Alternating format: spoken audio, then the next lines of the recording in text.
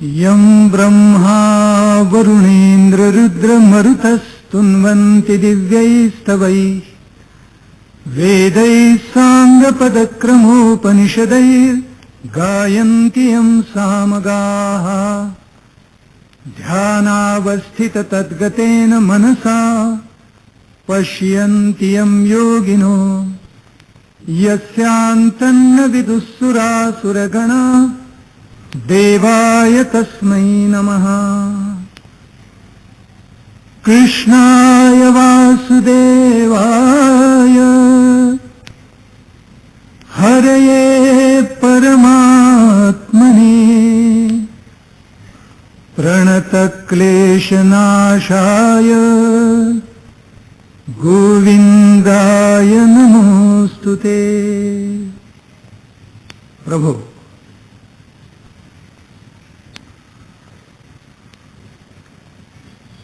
ज्यांच्या पराक्रमी करानी आपदग्रस्त झालेल्या भारतवर्षाला पुन्हा पुन्हा सावरलं, सशक्त केलं, समर्थ केलं, आत्मोन्नत केलं, त्या वीरवर स्वातंत्र्यवीर सावरकरांच्या अलौकिक चरित्राला आपल्या विशुद्ध अंतःकरणात धारण करण्यासाठी इथे उपस्थित असलेले सर्व राष्ट्रप्रेमी, स्वातंत्र्यप्रेमी बंधू भगिनी, आजचे विशेष मान्यवर अतिथी, प्रतिष्ठानचे सर्व श्रद्धावंत कार्यकर्ते, पुणे शहरातील जुने जाणते नागरिक आणि स्वातंत्र्यवीरांचा वारसा नवराष्ट्राच्या निर्मितीसाठी पुढे चालविण्यासाठी उत्सुक मनाने इथे उपस्थित असलेले महाविद्यालयीन तरुण तरुणी आणि काही मोजकी वानरसेना, आज अक्षय्य तृतीया आहे आणि ज्यांनी आपल्या महान राष्ट्राची अक्षुण्ण परंपरा पुढे चालवली ते लोकोत्तर महात्मेही एका दृष्टीने अक्षर झाले, अजरामर झाले. ही अक्षुण्ण परंपरा चालवणारे जे लोकोत्तर महात्मे आपल्या भारतवर्षामध्ये झाले त्यात स्वातंत्र्यवीरांचं नाव अग्रक्रमानं घ्यावं लागेल. लोकमान्य टिळकांचं नाव अग्रक्रमानं घ्यावं लागेल.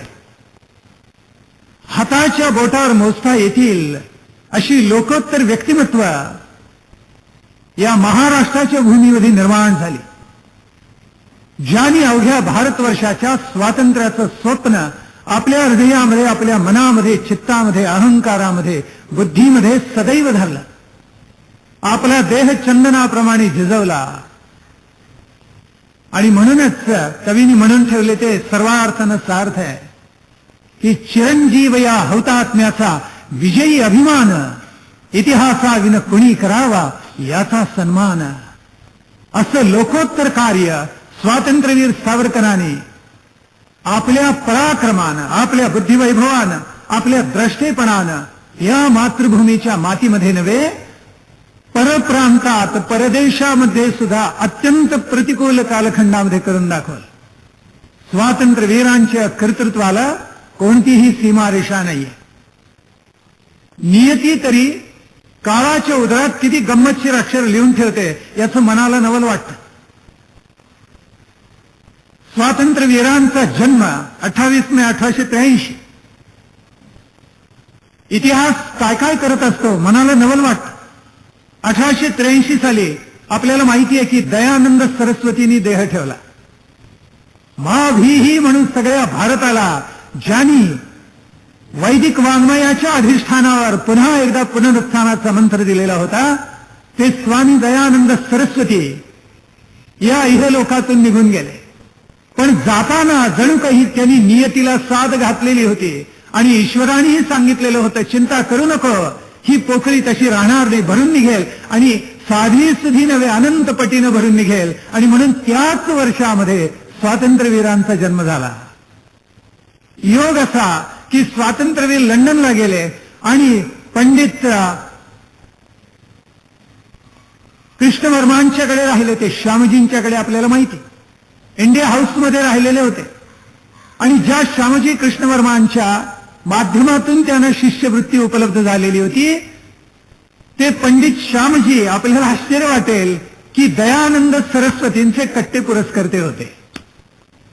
इतिहास तरी गुंफण कशी अलौकिक करून टाकतं याचं मनाला नवल वाटतं.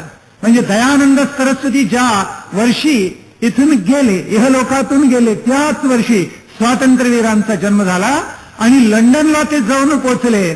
ते कुणाकडे जर जाऊन पोहोचले तर दयानंद सरस्वतींचे जणू उजवे हात असलेले त्यांच्याचकडे इंडिया हाऊसमध्ये जाऊन पोहोचले, भारत भवनामध्ये जाऊन पोहोचले. इतिहासात काही विलक्षण योगायोग असतात. मानवाला ते विलक्षण योगायोग वाटतात, पण नियतीनं काळाच्या उदरामध्ये अशी काही अलौकिक अक्षरं अगोदरच लिहून ठेवलेली असतात. ती माणसाला उलगडत नाहीत, पण द्रष्ट्या महामानवाला ती नित्य दिसत असतात. 1906 साली 1906 या वर्षी स्वातंत्र्यवीर सावरकर लंडनकडे रवाना झाले. पर्शिया या आगयानामध्ये त्यांनी पाऊल टाकलं, आग नावेमध्ये पाऊल टाकलं, जलयानामध्ये. आणि पर्शिया ही आग नाव त्यांना घेऊन निघाली, लंडनकडे घेऊन निघाली. 1906 साल भारताच्या दृष्टीने काही विलक्षण होतं, जसं 1893 आहे तसं. 1893 या साली स्वामी विवेकानंद सर्वधर्म परिषदेमध्ये गेले. त्याच वर्षी योगी अरविंद इंग्लंडमधून परत आले भारतामध्ये.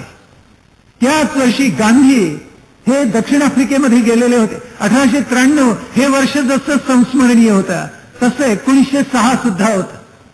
1906 या वर्षी दोन फार महत्वाच्या घटना घडल्या. पहिली घटना म्हणजे स्वातंत्र्यवीर सावरकर हे लंडनला गेले आणि भविष्यामध्ये या भारतवर्षाच्या गळ्याला एक विषवल्लीची कायमची तात लागणार होती. त्याची निर्मिती ही 1906 सालीच झाली. 1906 साली ढाका इथं मुस्लिम लीगची स्थापना झाली. जी विषवल्ली भारताच्या गळ्याला लागेल असं द्रष्टेपणाने सावरकरांनी काहीच वर्षामध्ये नंतर सांगितलेलं होतं. त्या मुस्लिम लीगची स्थापना याच वर्षी झाली. अरविंद घोषांचे सख्खे बंधू बारिंद्रनाथ घोष यांनी याच वर्षी बंगालमध्ये कलकत्त्याच्या जवळ क्रांतिकारी पक्षाची निर्मिती याच वर्षामध्ये केलेली होती. एक एक वर्षाला काय महत्व असतं. 1906 हे क्रांतिकारी वर्ष ठरलेलं आहे. 1905 ला बंगालची फाळणी झाली आणि 22 वंदे मातरमचा घोष सर्वत्र जागलेला होता. त्यावेळेला ब्रिटिश अधिकाऱ्यांनी आणि ब्रिटिश सैनिकांनी निशस्त्र असलेल्या पण ज्यांच्या हृदयामध्ये राष्ट्रभक्तीच्या ज्वाला उफाळून आलेल्या होत्या अशा मातृभक्त स्वातंत्र्यवीरांच्यावर, अनेक स्वातंत्र्य सैनिकांच्यावर पराकोटीचा निर्घृण हल्ला केलेला होता. अनेकांची डोकी फुटलेली होती. सुरेंद्रनाथ बॅनर्जींच्यावर सुद्धा काठ्या पडलेल्या होत्या. अनेकांना मार लागलेला होता. पण वंदे मातरम ही घोषणा सगळ्या बंगालमध्ये दुमदुमून गेलेली होती आणि हळूहळू बंगालच्या कक्षा सोडून बाहेर गेलेली होती, बाहेर पडलेली होती, महाराष्ट्रामध्ये येऊन पोहोचलेली होती. या वंदे मातरमचं सामर्थ्य काय आहे? कारण बंगाली मनुष्य असंच म्हणतो, तो ओ म्हणत नाही, ओ म्हणतो वंदे मातरम असा उच्चार करतो. आणि या वंदे मातरमचं सामर्थ्य काय आहे हे पुढे स्वतः सावरकरांनी लिहून ठेवलेलं आहे, स्वातंत्र्यवीरांनी लिहून ठेवलेलं आहे. या मातृभूमीला किती वंदन करावे. खरंच आहे. आपल्याकडे म्हटलं जातं ते सत्यच आहे. आपल्याला 3 माता असतात. एक जन्मदात्री माता, दुसरी आपली मातृभूमी आणि तिसरी जगज्जननी सर्वापेक्षा श्रेष्ठ असलेली, जिच्या अधिष्ठानावर मातृभूमीचं प्रेम जन्म देणारी आपली माता आपल्या मनात भरवत असते. ती जगज्जननी माता ही सर्वश्रेष्ठ होय. या जगज्जननीचं पूजन करत असताना बंकिमचंद्रांना वंदे मातरमचा घोष करावासा वाटला आणि एका भारावलेल्या अवस्थामध्ये बंकिमचंद्रांनी वंदे मातरम लिहिलं. ज्याची प्रेरणा आज ते तो हिमाचल अनंत तरुणांना आणि क्रांतिकारकांना लाभलेली होती. कुठल्या तरी चिंचोडा या छोट्या ग्रामामध्ये सरकारी डाक बंगल्यामध्ये ते बसलेले होते. संध्याकाळची आता रात्रीचा समय प्राप्त होणार अशी वेळ प्राप्त झालेली होती आणि समोर गंगा नदीचं पात्र वाहत होतं. आकाशामध्ये चंद्र होता, शुक्ल पक्ष होता आणि त्याची चंद्रकिरण सगळी त्या गंगा नदीवर पसरलेली होती. ते सगळं गंगेचं पात्र चमचमत होतं आणि एका भावावस्थेमध्ये ते गेले आणि तिथून कुणीतरी नावाडी त्या नावेवर बसलेला ओ रे मांझी म्हणून जोरजोरात नावावरून साद हलत होता आणि ती साद त्या बंकिमचंद्रांच्या कानापर्यंत येऊन पोहोचलेली होती. पहाटे रात्रभर त्या भावावस्थेत असलेल्या बंकिमचंद्रांनी ती गीत केव्हा लिहिलं त्यांचं त्यांनाच कळलं नाही. वंदे मातरम सुजलाम सुफलाम मलयज शीतलाम शस्य श्यामलाम मातरम वंदे मातरम. आणि पुढे त्यांनी आपल्या मुलीला सांगितलेलं होतं, भाच्याला सांगितलं होतं, पुतण्याला सांगितलेलं होतं, अरे पहा 20 वर्षामध्ये काय चमत्कार घडतो आणि वंदे मातरम हा भारतवर्षाच्या लढ्याचा, स्वातंत्र्य लढ्याचा महामंत्र झाल्याशिवाय राहणार नाही. त्यांनी सांगितलेले शब्द म्हणजे मंत्र होते, भविष्यवाणी होती आणि खरोखर वंदे मातरम हा भारतवर्षाच्या लढ्याचा महामंत्र झाला. 1905 ला बंगालची फाळणी झाली आणि त्याची तीव्र प्रतिक्रिया संपूर्ण भारतवर्षामध्ये उमटलेली होती. ती दगदगती ज्वाला आपल्या हृदयामध्ये धारण करून स्वातंत्र्यवीर 1906 साली लंडनला निघाले. पर्शिया नावेमध्ये बसलेले होते. आगयानामध्ये आग नाव असा उल्लेख त्यांनी केलेला आहे. जलयान असंही म्हटलेलं आहे बोटीला. काय सुंदर प्रतिशब्द त्यांनी तयार केले. पहिल्यांदा अनेक जणांनी त्याला विरोध केला आणि आज सावरकरांनी भाषाशुद्धीच्या माध्यमातून तयार केलेल्या असंख्य संज्ञा आपण आज सहज उपयोगात आणतो. सावरकर निकाल उल्लेख केला की प्रारंभी त्यांच्या डोळ्यासमोर स्वप्न तरळत होते ते स्वतंत्र भारताचं. पण जसजसा किनारा लांब पडायला लागला तसं आत्मवृत्तामध्ये सावरकरांनी आपले लिहून ठेवले, जसजसा किनारा मागे पडायला लागला तसे तसे माझे डोळे केव्हा भरून आले मला कळलं नाही. आणि मनात विचार आला आता मातृभूमीचं दर्शन होणार 3 वर्षांनी. किमान 3 वर्षांचा अभ्यास करण्यासाठी मला लंडनमध्ये राहिलं पाहिजे आणि म्हणून 3 वर्षानंतर आता मला माझ्या मातृभूमीचं दर्शन होणार. पाहता पाहता त्यांच्या नेत्रातून घळघळा गंगा यमुना वाहायला लागल्या आणि मातृभूमीचा किनारा त्यांना दिसेना अशी अवस्था प्राप्त झाली आणि एका भारावलेल्या अवस्थेमध्ये ते लंडनकडे निघाले. त्या कालखंडामधला हा प्रवास खडतर होता. आग नाव अनेकांना लागत असे, अन्नाचं पचन नीट होत नसे आणि मग त्या आग नावेवर, त्या जलयानावर स्वातंत्र्यवीर सावरकरांना पहिला जर तरुण कोण भेटला असेल तर पंजाब मधून आलेला हरनाम सिंग भेटला. हा हरनाम सिंग पाहता क्षणी सावरकरांचा भक्तच होऊन गेला. कारण सावरकरांनी त्यांची जी खोली ताब्यात घेतली तिथेच तो होता. म्हणजे दोघांची व्यवस्था एकाच कक्षामध्ये तिथे केलेली होती आणि सावरकर गेल्यानंतर आपणच सावरकर काय म्हणून त्यांनी हर्षनिर्भर होऊन विचारलं आणि हरनाम सिंग सावरकरांचा भक्तच होऊन गेला. या जलयानातून प्रवास करत असताना अनेकांना मातृभूमीची आठवण येत होती. पण जे जे एतद्देशीय होते आणि जे जे ब्रिटिशांच्या दृष्टीने तपकिरी होते त्यांच्याकडे गोरा मनुष्य अतिशय तुच्छतेनं पाहत असे. कोण कृमी कीटक आलेत कोणास का आणि आमच्याजवळ बसण्याचं धाडस करतात की काय असं म्हणून अतिशय तुच्छतेनं पाहत असत. त्यांच्याबरोबर बोलत नसत, अवमान त्यांची करायची एकही संधी सोडत नसत असं सावरकरांनी लंडनच्या वार्तापत्रामध्ये लिहून ठेवलेलं आहे. त्यांनी अनुभव घेतला की एतद्देशीय माणसांना म्हणजे भारतामधल्या माणसांना किती तुच्छतेनं हा गोरा मनुष्य वागवतो. 19व्या शतकामध्ये गांधींना प्रथम श्रेणीच्या वर्गामधून डब्यामधून दक्षिण आफ्रिकेत ते अग्निरथातून प्रवास करत असताना त्यांना बाहेर टाकलेलं होतं आपल्याला माहिती आहे. पण त्याची आवृत्ती 100 वर्षांनी सुद्धा होऊ शकते याच्यावर आपला विश्वास बसणार नाही. 1980 नंतर एक कॉलिन क्रॉफ्ट या नावाचा वेस्ट इंडिजचा गोलंदाज, आता आपण लढतो आहोत ना वेस्ट इंडिजमध्ये, वेस्ट इंडिजचा एक गोलंदाज ज्याचं नाव कॉलिन क्रॉफ्ट हे होता, तो आहे अजूनही. तो प्रथम श्रेणीमध्ये जाऊन बसला. रंगानं काळा असलेला, निग्रो असलेला. त्यावेळेला दक्षिण आफ्रिकेमधल्या गोऱ्या माणसांचा संताप झाला आणि त्या गोऱ्या माणसांनी लगेच सैनिकांना बोलवलं, आरक्षींना बोलवलं आणि सांगितलं हा एक निग्रो काळा मनुष्य इथे बसलेला आहे. त्यावेळेला आरक्षी धावत आले आणि त्यांनी त्या कॉलिन क्रॉफ्टला उचलला. 1980 नंतरची ही गोष्ट आहे. त्याला उचलला आणि रेल्वे स्थानक आल्याबरोबर त्याला गाडीतून त्या डब्यातून बाहेर फेकून दिला.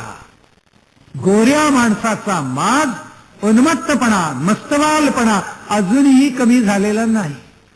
अजून आपल्याकडे ते असेच पाहतात. आपल्याबरोबर क्रिकेट खेळत असत आणि ज्या वेळेला प्रारंभ झाला त्यावेळेला नवीन गोष्ट शिकायला वेळच लागतो. आम्ही हरायचो सुरुवातीला, त्यावेळेला आपल्याला ब्रिटिश लोक काय म्हणत होते माहितीये? स्वातंत्र्य मिळून काही वर्षांचा कालखंड गेला तरी आपल्याला म्हणत असत डल डॉग्स. आम्ही भारतीय माणसं आणि आमचे क्रिकेटपटू डल डॉग्स आहेत, कारण हे सारखे हरतात, म्हणून यांच्याबरोबर 5 दिवसाचा कसोटी सामना खेळूच नाहीये, असं ब्रिटिशांचं आज सुद्धा मत होतं काही वर्षापूर्वी, 5-10 वर्षापूर्वी. म्हणून 3 दिवसांची कसोटी भारताबरोबर खेळावी, कारण तेवढ्यात ते सहज हरतात. पुढे दिवस पालटले, इंग्लंडच्या अधःपतनाला प्रारंभ झाला. सावरकरांनी भविष्य केलं तर ते खरंच आहे. जवळजवळ एकच देशीय की जगामधली माणसं जितकी सुशिक्षित होत जातील, मोठी होत जातील, तितकं इंग्लंडचं पतन अटा आहे, म्हणून त्यांनी भविष्यवाणी वर्तवलेली होती ती खरी आहे.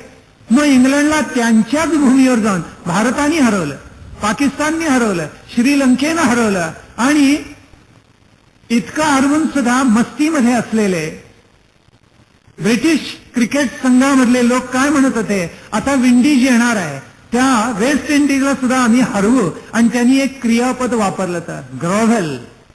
तर ग्रॉव्हेल याचा अर्थ मातीत लोळवून काढू वेस्ट इंडिजला, कारण ते काळ्या रंगाचे आहेत आणि आम्ही गोऱ्या रंगाचे आहोत. हे ज्या वेळेला ऐकलं वेस्ट इंडिजच्या संघाने, आत्ताचा नाही तो पूर्वीचा होता, अधिक चांगला होता, ते म्हणाले आता धडाच शिकवतो यांना. आणि 5 कसोटीमध्ये त्यांनी इंग्लंडला पराभूत केलं स्वतःच्या भूमीवर. म्हणजे आपण म्हणतो व्हाईट वॉश, तो ब्लॅक वॉश होता. आणि भारताने श्रीलंकेनं त्यांना हरवलं, तो ब्राऊन वॉश होता. इतक्या खपराखम सुद्धा त्यांना अक्कल नाही. गोऱ्या माणसाचं मस्तवालपणा आज सुद्धा आपल्याला तसाच अनुभवायला मिळेल. म्हणजे 19व्या शतकामध्ये जे चित्र होतं किंवा 20व्या शतकाच्या प्रारंभी पहिल्या दशकामध्ये जे चित्र होतं त्यात फारसा बदल झालाय असं आपण गृहीत धरू नका. म्हणून आमच्या तरुणांनी आमच्या इतिहासाबद्दल नितांत अभिमान बाळगला पाहिजे आणि आपल्या कर्तृत्वानं, पराक्रमानं आणि बुद्धिमत्तेनं सिद्ध करून दाखवलं पाहिजे तुमच्यापेक्षा आम्ही अधिक बुद्धिमान आहोत आणि अधिक एका मुठीसारखे आहोत. भारतवर्षाला शापैकी काय कोणास ठाऊक, आपलं दुर्दैव असं आहे की आम्ही माणसं एकत्र फार क्वचित येतो. एकत्र आलं पाहिजे, एका मुठीसारखं राहिलं पाहिजे. आणि स्वातंत्र्य आपल्याला जे मिळाले, जे स्वराज्य मिळाले, त्याचं सुराज्य रामराज्यात रूपांतर एक मुठीनं, एक जुटीनं, एक लक्षानं, एक ध्येयानं, एक धर्मानं, एक भाषेनं आपल्याला करता आलं पाहिजे. नाहीतर स्वातंत्र्यवीरांचं ध्येय याच्यापेक्षा काय पलीकडे होतं. हरनाम सिंग त्यांना भेटला, असे अनेक तरुण हे त्यावेळेला लंडनमध्ये होते आणि बहुतेक सर्वांचं स्वप्न होतं काही ICSच्या परीक्षेला बसावं, उत्तीर्ण व्हावं, जिल्हाधिकारी उपजिल्हाधिकारी व्हावं, लठ्ठ पगाराची नोकरी मिळवावी.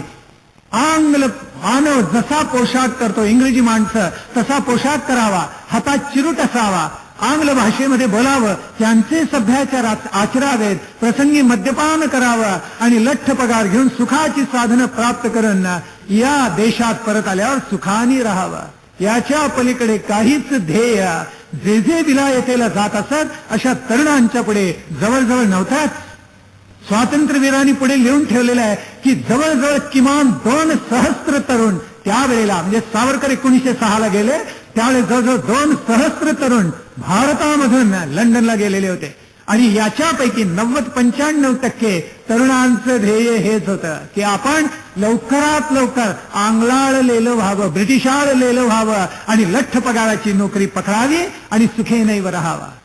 हरनाम सिंगाला घराची फार आठवण येत असते, जहाजावर, जलयानावर. आणि त्यावेळेला स्वातंत्र्यवीर सावरकर म्हणाले, अरे तुला आईची आठवण येते, पण अशा अनंत आयांची जी आई आहे, मातृभूमी आपली माता, ती आज पारतंत्र्यात आहे, तिला स्वातंत्र्य मिळवून द्यावं असं तुला हरनाम सिंग तुला वाटत नाही का? तिच्यासाठी आपण आपल्या प्राणांचा यज्ञ करावा असं तुला वाटत नाही? अनंत मातांची माता टाहो फोडून तुम्हा आम्हाला सगळ्यांना बोलवते. हरनाम सिंग त्या मातेला स्वातंत्र्य मिळावं, तिनं पुन्हा एकदा वैभवाच्या शिखरावर जाऊन बसावं असं हरनाम सिंग तुला वाटत नाही का? ते ऐकल्यावर हरनाम सिंग अक्षरशः रोमांचित होऊन गेला आणि जणू काही मनाशी प्रतिज्ञा केली की आता इच्छित आपल्या मनामध्ये जे इप्सित आलेलं आहे त्याची पूर्तता केल्याशिवाय माघारी वळायचं नाही. स्वातंत्र्यवीर सावरकरांना घेऊन जलयान हळूहळू प्रवास करत निघालेलं होतं. शेवटी ते लंडनला जाऊन पोहोचलं. लंडनला पोहोचण्यापूर्वी काल आपण उल्लेख केला की पंडितजींना त्यांनी जे पत्र पाठवलेलं होतं श्यामजी कृष्ण वर्मांना, त्याच्यामध्ये अभिवचन दिले. त्या करार पत्रामध्ये, त्या प्रतिज्ञापत्रामध्ये सावरकरांनी 2 वाक्य फार सुंदर लिहिले. त्यातले एक ते म्हणतात की मी या प्रतिज्ञापत्रावर अत्यंत गांभीर्यानं स्वाक्षरी करतोय. किती गांभीर्यानं? पुढे ते म्हणतात की माझ्या माता पित्यांच्या साक्षीनं मी एखादी जशी प्रतिज्ञा घेतली असती किंवा प्रतिज्ञापत्रावर स्वाक्षरी केली असती, तितक्या गांभीर्यानं, तितक्या गौरवानं, तितक्या राष्ट्रभक्तीनं मी या प्रतिज्ञापत्रावर स्वाक्षरी करतोय. माझ्या मनामध्ये सशस्त्र क्रांती हेच साधन आहे आणि या माझ्या मातृभूमीला, भारतवर्षाला संपूर्ण स्वातंत्र्य आणि स्वायत्तता मिळवून देणं हेच माझं अंतिम लक्ष्य आहे, हेच माझं अंतिम साध्य आहे. सावरकर लंडनला का गेले होते त्याचं स्पष्ट प्रतिबिंब त्यांच्या या प्रतिज्ञापत्रामध्ये प्रतिबिंबित झालेलं आहे. त्यांनी ज्या वेळेला हे प्रतिज्ञापत्र स्वाक्षरी करून पाठवून दिलं किंवा करारपत्रावर स्वाक्षरी केली, त्यावेळेला साक्षीदार कोण होते? काल मी उल्लेख केला, अगोदर नाशिकमध्ये भट आणि खरे होते. त्यांना पुरस्कृत कोणी केलेलं होतं तर काळकार शिवरामपंत परांजपे आणि साक्षात लोकमान्य टिळक यांनी पाठवलेलं होतं. आणि त्याही पलीकडे ज्या वेळेला त्यांनी स्वाक्षरी केली त्यावेळेला साक्षीदार कोण होते? आपल्याला आश्चर्य वाटेल, कोण होते? कोणाला माहिती आहे इतिहासामध्ये? कृष्णाजी प्रभाकर खाडीलकर होते, प्रख्यात नाटककार. त्यांनी कीचकवर लिहिलं आणि सरकारला, ब्रिटिश सरकारला चिंता वाटायला लागली. कारण भीम म्हणजे भारतवर्षाचं प्रतीक आणि कीचक म्हणजे ब्रिटिश साम्राज्याचं प्रतीक, असं काही त्यांनी खुबेदारपणे रंगवलेलं होतं की सरकारला, ब्रिटिश सरकारला काळजी वाटायला लागलेली होती. ते स्वतः साक्षीदार होते. आणि जाण्यापूर्वी सावरकरांनी पंडितजींना लंडनमध्ये एक पत्र लिहिलेलं होतं आणि त्या पत्रात लिहिलेलं होतं की मी अभ्यास तर करणारच आहे, पण त्यावेळेला विधिज्ञ होण्याचा मी प्रयत्न करणार आहे. म्हणजे विधीचा, कायद्याचा मी अभ्यास करणार आहे. मी तो जर अभ्यास केला तर आपली काही हरकत आहे का? ती नसावी अशी माझी आपल्याला विनंती आहे. कारण विधीचा, कायद्याचा अभ्यास केला की संपूर्ण प्रशासनाचं स्वरूप डोळ्यापुढे येतं. त्यातली बलस्थानं आणि त्यातली शबलस्थानं कळायला लागतात. ब्रिटिश सरकारच्या प्रशासनामध्ये जे कच्चे दुवे आहेत ते मला या विधीच्या, कायद्याच्या अभ्यासातून कळायला लागतील, असं सावरकरांनी लिहिलेलं होतं. म्हणजे या महामानवाची झेप आणि दृष्टी कोणती होती पहा. ते लंडनला जाऊन पोहोचले, इंडिया हाऊसमध्ये जाऊन पोहोचलेले आहेत. गेल्यानंतर पंडितजींनी त्यांचं फार प्रेमानं स्वागत केलं, श्यामजी कृष्ण वर्माने. कारण मुळामध्ये त्यांचं उद्दिष्ट हेच होतं की लंडनमध्ये जे तरुण येतील त्यांनी अभ्यासक्रम पूर्ण केल्यानंतर, बरे बॅरिस्टर होत, कोणी होत, अभ्यासक्रम पूर्ण केल्यानंतर ब्रिटिश सरकारची नोकरी करायची नाही, ही पहिली अट त्यांनी घातलेली असे. आणि ती अट मान्य करूनच सावरकर तिथे येऊन पोहोचलेले होते. अनेक मंडळी तिथे जमलेली होती. भाई परमानंद होते, जे विद्याव्रती होते, विद्यावंत होते, क्रांतिकारकांचे मेरुमणी होते, पण सावरकरांच्या व्यक्तिमत्वानं भारावून जाऊन अभिनव भारतमध्ये दाखल झालेले होते. हरदयाळ होते. त्यावेळेला अय्यर आलेले होते, मदनलाल धिंगरांच्या सारखी माणसं होती, जे पुढे सेनापतीने या बिरुदांनी जगदविख्यात झाले. ते पांडुरंग महादेव बापट, सेनापती बापट हेही होते. अशी अनेक क्रांतिकारी तरुण मंडळी तिथे जमलेली होती आणि सावरकरांच्या व्यक्तिमत्वाने भारून गेलेली होती. हरनाम सिंगाचा उल्लेख आपण प्रारंभीच केलेला आहे. ह्या सगळ्या लोकांनी सावरकरांना इतका पाठिंबा दिला कारण सावरकरांचे विचार त्यांना मनोमन पटलेले होते. सावरकर लंडनमध्ये दाखल झाले आणि ब्रिटिश साम्राज्याचं स्वरूप कसं आहे, त्याची संरचना कशी आहे, त्याची ताकद कुठे आहे आणि कुठे त्याची शबलस्थान आहेत याचा अभ्यास करायला त्यांनी प्रारंभ केला. अभिनव भारतमधल्या सगळ्यांनी अक्षरशः प्रतिज्ञा घेतलेली होती. पहिल्यांदा राष्ट्राचं हित साधण्यासाठी ज्यांच्या मनामध्ये क्रांतीची ज्वाला पेटली ते तरुण नाशिकला एकत्र आले. पुढे त्याचंच रूपांतर मित्रमेळ्यात झालं आणि तीच परिपक्व झालेली संस्था शेवटी अभिनव भारतामध्ये रूपांतरित पावली. आणि प्रत्येक सभासद या अभिनव भारताचा प्रतिज्ञा करता झाला, आपल्या मातृभूमीला अभिवचन देता झाला आणि सांगता झालेल्या आहे त्या कालखंडामध्ये, होय आम्ही क्रांतिकारी मार्गानच जाऊ आणि तो क्रांतिकारी मार्ग सशस्त्र क्रांतीचा असेल. आम्ही स्वदेशनिष्ठ तर आहोतच, पण पण त्याच्याही पलीकडे जाऊन क्रांतीचा केतू उभा करण्याचा आमचा प्रयत्न राहील. भले मग त्यावेळेला शस्त्रांनी युद्ध करावं लागलं तरी चालेल, हृदयाचे पाट व्हावे लागले तरी चालतील, पण या मायभूमीला, मातृभूमीला आम्ही स्वातंत्र्य मिळवून दिल्याशिवाय राहणार नाही. सावरकरांनी आपल्या सगळ्या लोकांना चेतवलेलं होतं. आणि त्या कालखंडामध्ये असफ अली 1909 मध्ये असफ अलीनी एक नोंद केली आणि ती इतकी परिपूर्ण आहे. असफ अलींची शत्रूंनी दिलेलं प्रशस्तीपत्रक हे सगळ्यात थोर असतं. आपले लोक देतील, पण शत्रूंनी दिलेलं प्रशस्तीपत्रक हे फार थोर असतं.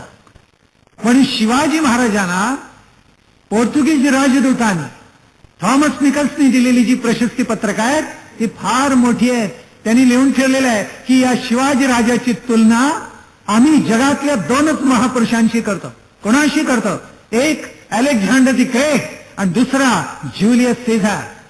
नेपोलियन त्यावेळेला उदय झालेला नव्हता, जन्मला नव्हता, पण अलेक्झांडर दी ग्रेट आणि ज्युलियस सीझर बरोबर मराठी साम्राज्याच्या शत्रूंना छत्रपतींची तुलना करावीशी वाटली. याच्यामध्ये त्यांचा केवढा गौरव आहे. राजवाडेंनी हे म्हटलेलंच आहे, पण राजवाडेंनी म्हणावे यात काही नवल नाही आहे, शत्रूंनी हे म्हणावे यात विशेष आहे. असफ अलीनी एक नोंद करून ठेवली आणि असफ अली काय बोलून गेले आपल्याला सांगतो.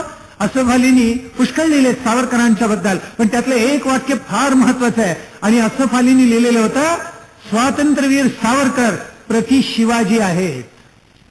एक वाक्य, इतकं मोठं प्रशस्तीपत्रक शत्रूंनी द्यावं, याच्यातच सावरकरांची उंची किती होती आपल्या बरोबर लक्षात आलेलं असेल.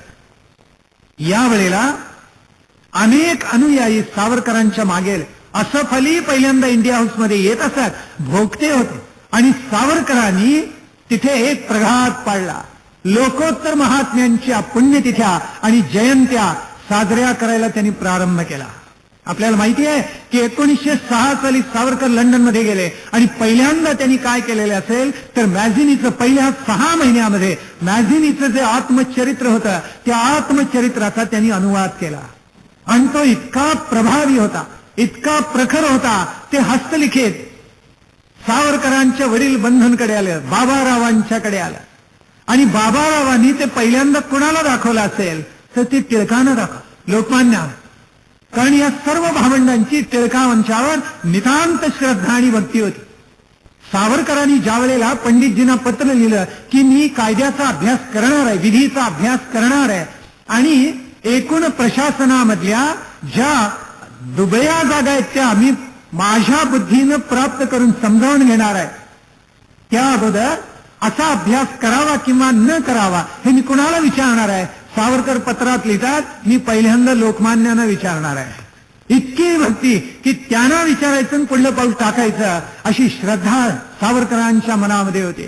बाबारावांच्याकडे हस्तलिखित पोहोचलं आणि त्यांनी ते लोकमान्यांना दाखवलं. लोकमान्यांनी वाचलं आणि त्यांच्या लक्षात आलं याचे काय परिणाम होणार. त्यांच्या सहज लक्षात आलं आणि ते म्हणाले इतकं जहाल आहे की याचे परिणाम काय होतील आपल्या लक्षात आलेलं आहे ना. तेव्हा सावधपणे करा म्हणजे झालं. पण गंमत अशी होती की सावरकरांनी हा ग्रंथच मुळामध्ये कुणाला लोकमान्य स्वातंत्र्य लक्ष्मी की जय असं वरती लिहिलेलं होतं आणि प्राणस्वेन लोकमान्यांना अर्पण करून टाकलेला होता.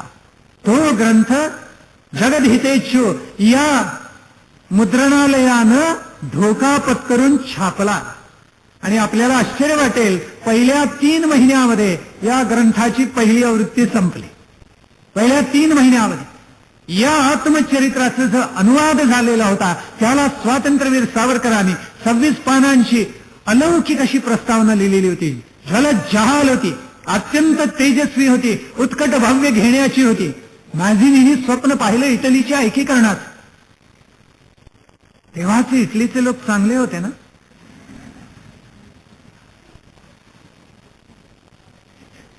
इटलीच्या एकीकरणाचं स्वप्न या मॅझिनीनी पाहिलेलं होतं. गॅरिबाल्डीचं जे दूरदर्शित्व होतं ते सावरकरांना भावलेलं होतं म्हणून या वीरांविषयी मुक्तपणे त्यांनी लिहिलेलं होतं. वस्तुतः लाला लजपत रायांनी लिहिलेलं होतं. सुरेंद्रनाथ बॅनर्जी तर या वीरावर मॅझिनीवर पुनः बोलत असत, पण बोलत असताना त्याची क्रांतिकारी आग न सांगता जेवढं नेमस्तपणे सांगता येईल तेवढंच सांगत असत. त्याचा त्याग, त्याची स्वदेश निष्ठा याविषयी बोलत असत, पण त्यांनी हातामध्ये तलवार घेऊन जी क्रांती केली त्याविषयी सुरेंद्रनाथ बानर्जी बोलत नसत. लाला लजपतराय सुद्धा सांगत असत, लिहित असत. पण स्वातंत्र्यवीरांनी जे लिहिलं ते अलौकिक होतं. 3 महिन्यात आवृत्ती संपून गेली आणि सरकारच्या लक्षात आलं, अरे भयंकर घडते. लोकमान्यांच्याकडून प्रेरणा मिळालेला हा तरुण काहीतरी वेगळंच करतोय, आता आपल्याला सावधान व्हायला पाहिजे. आणि म्हणून त्यांनी ताबडतोब त्या ग्रंथावर बंदी घातली. 40 वर्ष हा ग्रंथ अज्ञातवासामध्ये होता. तो पुन्हा छापला गेला नाही, काही प्रती चोरून वाटल्या, शंकाच नाही. पण 40 वर्ष त्याला पुनर्मुद्रणाचं भाग्य लाभलेलं नव्हतं. पुढे 1946 साली 40 वर्षानंतर हा ग्रंथ पुन्हा दिमाखात छापला गेला. इतकी भीती या ग्रंथाची ब्रिटिश सरकारला वाटलेली होती. ब्रिटिश सरकार जागरूक होतं, पण भारत आपल्या हातून जाईल काय म्हणून जागरूक होतं, उगाच जागरूक नव्हतं. अतिशय भीती वाटत असे ब्रिटिश सरकारला की हे क्रांतिकारक एकत्र येतील, पुन्हा सशस्त्र क्रांती होईल. 1857-58 मध्ये काय घडलेलं आहे याची आठवण आमच्या मनात आहे, असं सगळे ब्रिटिश वारंवार म्हणत असत. ग्रंथ जप्त झाला. तो ग्रंथ जप्त होण्यापूर्वी पुण्यामध्ये इतिहासात नोंद आहे, पुण्या मुंबईमध्ये पालखीत घालून या ग्रंथाची मिरवणूक काढलेली होती उत्साही तरुणाने. इतका तो ग्रंथ त्यांना आवडलेला होता. आणि कित्येक तरुणांना हा ग्रंथ जप्त केल्यानंतर सुद्धा पहिली 26 पानं मुखोद्गत होती, घडघडा म्हणून दाखवत असतात. सगळ्या शब्द पाठ केलेला होता. आमच्या इतिहासामध्ये आता आमच्या मुलांना तरुणांना असं शिकता येईल असं काही नाहीच आहे. शक्यतो हळूवार मऊ असंच सांगायचं. सगळा नेमस्त लढा कसा दिला तेच सांगायचं. एका माणसाने या देशाला स्वातंत्र्य कसं मिळवून दिलं तेच सांगायचं. किती धादांत खोटा इतिहास तुम्ही सांगाल. ब्रिटिश नौदलांनी स्पष्ट कळवलेलं होतं ब्रिटिश सरकारला की आता आमची तुम्हाला कोणत्याही स्वरूपात मदत मिळणार नाही. दुसरं महायुद्ध झाले आणि ब्रिटिशांची ताकद इतकी कमी झाली की नाईलाजानं त्यांना हिंदुस्थान सोडावा लागला, भारत. अन्यथा कदाचित गेल्या दशकामध्ये आफ्रिकेमधल्या राष्ट्रानं जसं स्वातंत्र्य मिळालं तसा प्रसंग आपल्यावर कोसळला असता. लक्षामध्ये घ्या, आपल्याला स्वातंत्र्य लवकर कदाचित मिळालं नसतं. ब्रिटिशांची ताकद खच्ची झाली म्हणून नाईलाजानं इंग्लंडने आम्हाला स्वातंत्र्य दिलं, नाहीतर ते कधीही दिलं गेलं नसतं. पण हा खरा इतिहास कोणी लिहितच नाही. खोटा इतिहास आपल्या इतिहासाच्या पुस्तकात असतो. आता मला वाटते यापुढे संपादक मंडळ अशीच येत जातील की ते लिहितील की शिवाजी महाराज आणि त्यांचे चुलते अफजल खान यांची अत्यंत प्रेमळ भेट झाली आणि कृष्णाजी भास्कर आणि पंडितवर्य यांचे प्रतिनिधी शिवाजी महाराजांचे यांनी एक प्रीतिभोजनाचा कार्यक्रम ठेवला. असाच बहुधा इतिहास लिहिला आणि दोघंही एकमेकाला प्रेमानं फळं भरवत होते. अफजल चाचांनी घोटाळा केला. काय केलं? केळं खाल्लं आणि साल पायातच टाकलं. निरोप घ्यायला शिवाजी महाराज उठले. उठताना सफरचंद कापून देणार होते. उठले आणि केळ्यावरून पाय घसरला. हातात सुरी होती ती थेट. खरा इतिहास तुम्ही केव्हापर्यंत दडवून ठेवणार? या राष्ट्रासाठी किती क्रांतिकारक मेले असतील, किती क्रांतिकारक अंदमानमध्ये पिचले झिजले असतील. बाबारावांनी जे सोसलं ते जगापुढे आलेलं नाही. स्वातंत्र्यवीरांच्या मोठ्या बंधूंनी जे सोसलं ते जगाला जवळजवळ अज्ञात आहे.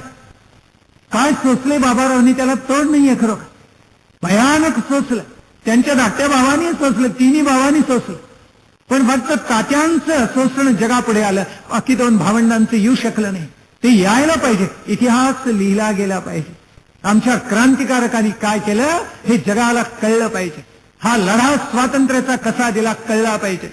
भगतसिंगाला फाशी द्यायचं सरकारने ज्या वेळेला ठरवलं त्यावेळेला गांधींनी एक पत्र लिहिलं होतं ब्रिटिश सरकारला आणि त्यात लिहिलेलं होतं याला फाशी देऊ नका. का? हा फासावर गेला तर त्याची प्रेरणा अनंत भारतीय तरुणांना मिळेल आणि भारताला लवकर स्वातंत्र्य प्राप्त होईल, म्हणून भगतसिंगाला फाशी देऊ नका असं पत्र आहे गांधींचं.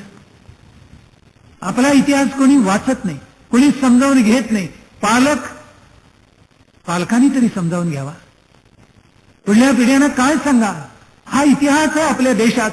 तो कळला पाहिजे. आणि म्हणून 1857 स्वातंत्र्य समाज उगीच लिहिलेलं नव्हतं सावरकरांनी, कारण त्याच्यात काय प्रेरणा आहेत आणि सशस्त्र क्रांतीला पुन्हा बळ सर्व क्रांतिकारकांना आणि भारतीय तरुणांना मिळेल अशी पूर्ण निष्ठान श्रद्धा सावरकरांच्या मनामध्ये होती. आणि म्हणून 1857 स्वातंत्र्य समर लिहिलं. ब्रिटिश सरकार प्रक्षुब्ध झालं. तोही ग्रंथ नंतर बंदी घातलेली होती, सगळ्या प्रती जप्त करण्यात आल्या. पण विचार कधी दडपला जात नाही. ब्रिटिश बुद्धिमंतांना हे कळायला हवं होतं. पुस्तकं जप्त करता येतात, पण विचार कधी जप्त करता येत नाही. विचार हा नित्य संजीवन असलेलाच असतो. आणि त्या विचाराला संजीवन कुणाचं लाभतं तर राष्ट्रभक्तीचं संजीवन लाभतं. जिथे राष्ट्रभक्तीचं अधिष्ठान आहे, स्वातंत्र्य रामराज्याचा विचार आहे, असा विचार कधी मरत नाही, त्याला पुन्हा संजीवन लाभतं. आणि तो नित्य नूतन विचार पुन्हा पुन्हा प्रसृत होत असतो आणि अनंत पिढ्यांना प्रेरणा देत असतो. सावरकरांना हे ज्ञात होतं. आणि म्हणून हा विचार ग्रंथ जरी जप्त केले तरी त्यातला विचार कधी मरणार नाही, ही भावना त्यांच्या मनामध्ये होती. पुढे जर्मनीला स्टटगार्ड इथे आंतरराष्ट्रीय काँग्रेस परिषद भरलेली होती. आणि त्यावेळेला माधव कामा यांना स्वातंत्र्यवीर सावरकरांनी सरदार राणांच्या बरोबर पाठवलेलं होतं आणि सांगितलेलं होतं की आपली मागणी स्वतंत्र राष्ट्राची तिथे अग्रहाने मांडा. दोन भूमिका त्यांच्या मनामध्ये होत्या. एक तर भारताचं नाव आंतरराष्ट्रीय स्तरावर यावं. जगामध्ये 1/5 लोकसंख्या असलेला हा विराट देश आहे आणि त्याच्यावर ब्रिटिश अन्याय करतायत हे जगाला कळावं, ही एक भूमिका. दुसरी, भारताचं स्वातंत्र्य आपण मिळवावं, ही दुसरी भूमिका स्वातंत्र्यवीरांच्या मनामध्ये होती. आणि खरोखर माधव कामा त्या ठिकाणी गेल्या आणि गेल्यानंतर त्याच्यावर 8 कमळं कोरलेली होती. कारण 8 प्रातिनिधिक मंडळ त्यावेळी भारतवर्षामध्ये होती, त्या ध्वजावर कोरलेली होती. एकीकडे सूर्य होता, एकीकडे चंद्र होता. आज जसा ध्वज आहे त्याच्यापेक्षा किंचित रंगसंगती वेगळी होती. आज लोकमान्य टिळकांचं जे संग्रहालय त्याच्यामध्ये त्याच्या ज्या प्रती काढलेल्या होत्या त्याच्यापैकी एक प्रत आहे. केसरीवाड्यामध्ये जाऊन अवश्य बघून या. आणि माधव कामांना बोलण्याची संधी मिळाली आणि त्यांनी तो ध्वज धरला आणि सांगितलं हा स्वतंत्र भारताचा हिंदुस्थानचा ध्वज आहे, आपण सगळ्यांनी त्याला वंदन करावं अशी माझी प्रार्थना आहे. जगातले 1/5 जन भारतामध्ये राहतात. आज आमचा देश पारतंत्र्यामध्ये. मी या आंतरराष्ट्रीय परिषदेला आवाहन करते आणि सांगते की आमच्या राष्ट्राला स्वातंत्र्य मिळायला पाहिजे. आणि नवल घडल्यासारखं घडलं. सगळे प्रतिनिधी उभे राहिले आणि त्यांनी टाळ्यांचा कडकडाट केला आणि भारताचा स्वतंत्र भारताचा म्हणून जो ध्वज करण्यात आलेला होता भावी, त्याला त्या सर्व प्रतिनिधींनी वंदन केलं. आश्चर्य करण्यासारखं आहे. आणि खरोखर सावरकरांनी जी दूरदृष्टी दाखवलेली होती ती अंशतः का होईना त्यावेळेला त्याला फळ लागलं. आणि त्याचा पुढे परिणाम असा झाला की जर्मनीच्या विल्यम कैसरनी अमेरिकेच्या राष्ट्राध्यक्षाला पत्र लिहिलेलं होतं आणि सांगितलेलं होतं की तुम्ही ब्रिटिशांवर दबाव आणा, ब्रिटनवर, आणि भारताला स्वातंत्र्य लवकरात लवकर मिळेल असा प्रयत्न करा. हे त्यावेळेला विल्यम कैसरनी लिहिले. म्हणजे जगामध्ये याचे प्रतिसाद कुठेतरी उमटलेले होते. गुरु गोविंद सिंगांची जयंती असो, लोकोत्तर महात्म्यांची असो, इंडिया हाऊसमध्ये अतिशय आनंदानं साजरी होत असते. त्याला प्रेरणा पंडित श्यामजी कृष्ण वर्मांची होती. श्यामजी कृष्ण वर्मा हे मुळात जन्माला आले ते 1857 मध्येच.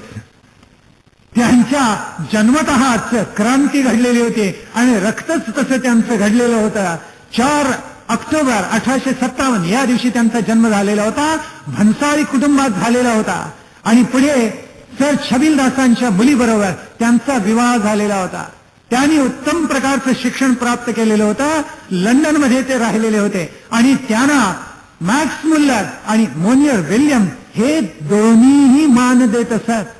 इतका उत्तम संस्कृतचा अभ्यास या महापंडितांनी केलेला होता. पुढे जर्मनीला आंतरराष्ट्रीय परिषद झाली तेव्हा भारताच्या वतीनं 1881 मध्ये त्यांनी तिथे त्याचं प्रतिनिधित्वही केलेलं होतं. पुढे मोनियर विल्यम्सच्या निमंत्रणावरून ते लंडनला गेले, तिथे राहिले, निरनिराळ्या पदव्या प्राप्त केल्या. बीएची एक विशेष परीक्षा त्यांनी दिलेली होती, ती पदवीही त्यांनी प्राप्त केली. आणि परत आल्यानंतर जुनागड, उदयपूर, रतलाम अशा मोठ्या संस्थानामध्ये ते दिवाण म्हणून राहिलेले होते. मनानं अतिशय सज्जन आणि सत्प्रवृत्त, पण काही वेळेला सज्जनाचे सद्गुण पर्वतकर्षाला जाऊन दुर्गुण होता. मॅनेको या नावाच्या एका ब्रिटिश अधिकाऱ्याला त्यांनी मदत केलेली होती. पण ज्याच्यावर उपकार करावेत तीच माणसं जगात जास्ती कृतज्ञ निघतात, असा इतिहासाचा अनुभव आहे. राष्ट्राध्यक्ष अमेरिकेचा आयझेनहॉवर, त्याला त्याच्या वकिलांनी सांगितलं, अहो तुमचा तो मित्र तुमच्यावर फार टीका करतो. त्यावेळेला आयझेनहॉवर म्हटलं, असं पण मी तर त्याच्यावर कधीच उपकार केलेले नाहीयेत. ज्याच्यावर उपकार करावे तीच माणसं जास्ती भुंकतात, असा निसर्गाचा नियम आहे की काय कोणाच, तेच जास्ती कृतज्ञ होतात. हा मॅनेको तो परदेशी ब्रिटिश, आणि तो इतका कृतज्ञ निघाला की जुनागडमध्ये त्यांनी सांगितलं, ब्रिटिश सरकारचं मन भरवून दिलं आणि ब्रिटिश सरकारने फतवा काढला. जुनागडच्या संस्थानिकाला सांगितलं, काढून टाका पंडितजींना दिवाण पदावर. पुढे मग ते रतलामला गेले, उदयपूरला, पण पुन्हा त्यांना त्या पदावरून काढून टाकण्यात आलं. आणि शेवटी मात्र लंडनला येऊन ते स्थायिक झाले. उदंड धन प्राप्त केलेलं होतं. पुढे हर्बर्ट स्पेन्सरचा त्यांनी अभ्यास केलेला होता. सावरकर गमतीनं म्हणत असत, हर्बर्ट स्पेन्सर आणि जगातली अन्य नाव आमच्या महाराष्ट्रातली पुण्यातली फार जवळची आहेत. हर्बर्ट पेन्से, खरोखर अशी कितीतरी नाव आहेत की संस्कृत भाषेमधूनच ती गेलेत. उघड उघड दिसतं अगदी. ड्रॉप्स म्हणतात थेंबाना संस्कृत भाषेमध्ये, आंग्ल भाषेमध्ये ड्रॉप्स म्हणतात. काय भेद आहे? थोडा जरा किंचित थोडे इकडे तिकडे केले आणि आंग्ल भाषा सिद्ध झालेली आहे. हर्बर्ट स्पेन्सर हा हर्बर्ट पेन्सेवरून झालेला प्रकार. पुढे आज्ञेयवाद, मी ज्याचा काल उल्लेख केला, त्या आज्ञेयवादाचा अभ्यास सावरकरांनी केलेला होता. त्यांच्या अगोदर स्वतः पंडितजींनी केलेला होता आणि हा आज्ञेयवाद त्यांना फार आवडला होता. म्हणून ऑक्सफर्ड विद्यापीठामध्ये एका अध्यासनाला त्यांनी मदत केलेली होती.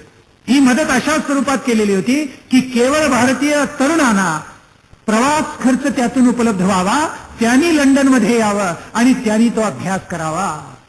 अशा प्रकारचं हे लोकोत्तर व्यक्तिमत्व असलेलं भारतीय तरुणांना क्रांतीची प्रेरणा देणारं, ज्याच्याबद्दल काही ब्रिटिश अधिकाऱ्यांना, हाइंडमन सारख्या ब्रिटिश अधिकाऱ्यांना सुद्धा आदर होता, हे लंडनमध्ये स्थायिक झाले. आणि त्यांच्या निमित्तानं अनेक भारतीय क्रांतिकारक तरुण हे परदेशामध्ये जाऊन पोहोचलेले होते. पुढे ज्यावेळेला त्यांनी इंडिया हाऊस सोडलं त्यावेळेला त्याची सगळी व्यवस्था ही सावरकरांना दिलेली आहे. सावरकरांनी जयंत्या पुण्यतिथ्या माध्यम करून तरुणांच्या मनामध्ये क्रांतीचं बीज पेरायला प्रारंभ केला होता.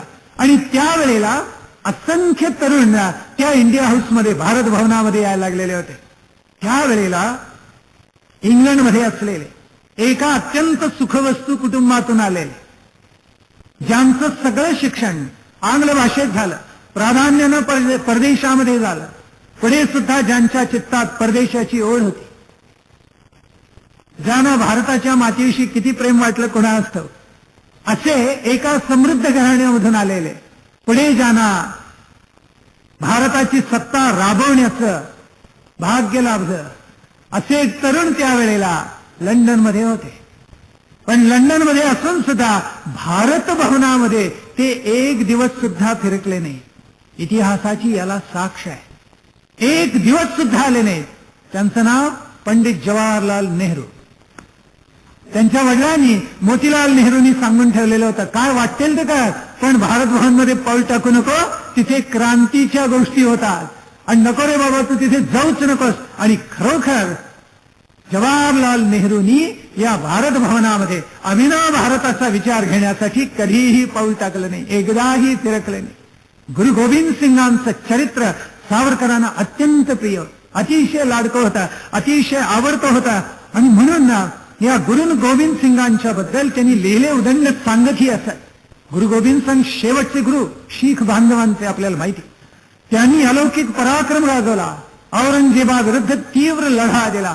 आपले 4 पुत्र राष्ट्रासाठी देऊन टाकलेले आहेत. पहिले 2 पुत्र युद्धात मारले गेले आणि पुढे